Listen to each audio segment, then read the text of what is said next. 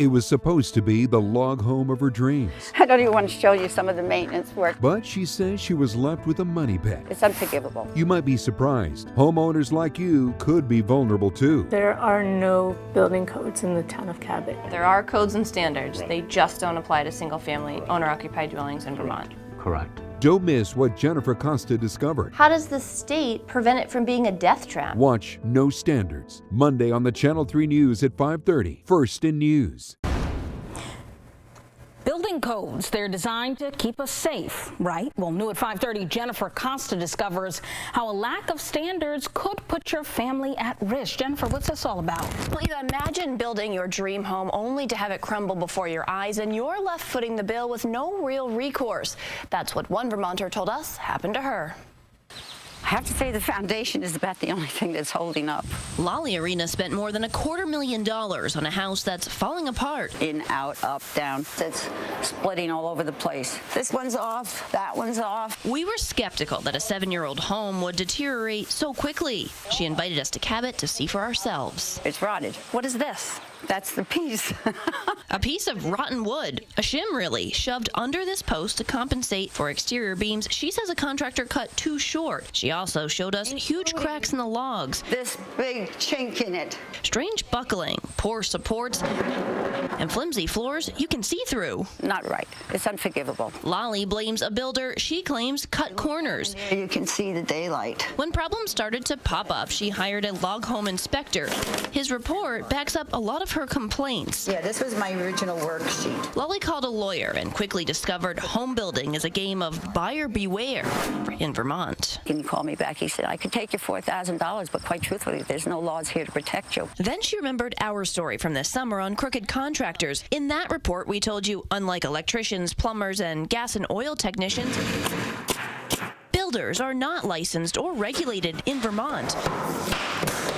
She told us she just assumed Vermont had residential building standards and someone from the town would check the contractor's work. So we took her frustrations to Cabot's zoning administrator. Does the builder have to follow any rules?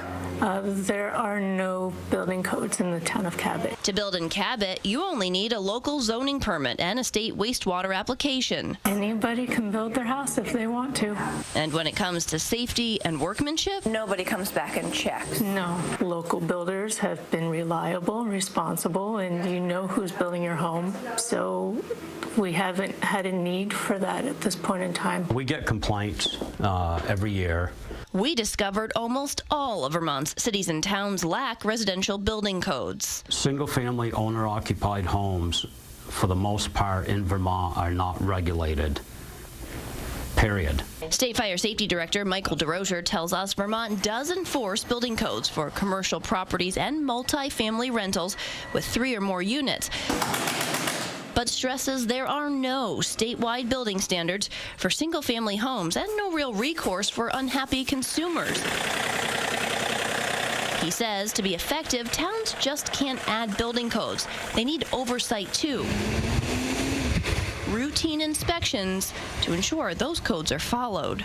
Any type of building inspection on a building that is not currently regulated, and then you're going to regulate it, you'll end up with a safer property.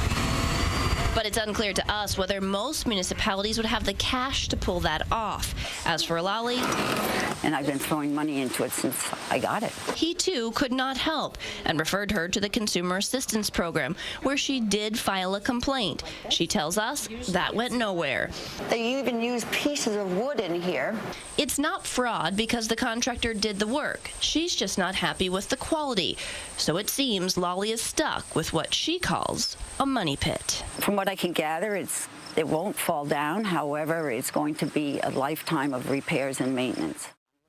We talked to that builder. He stands behind his work. He tells us he went back to fix things every time Lolly asked him to, and he hasn't heard from her in 3 years. Right now, the Secretary of State's office is weighing whether contractors ought to be regulated, and they want to hear from you. The next public hearing is November 29th, or you can comment online.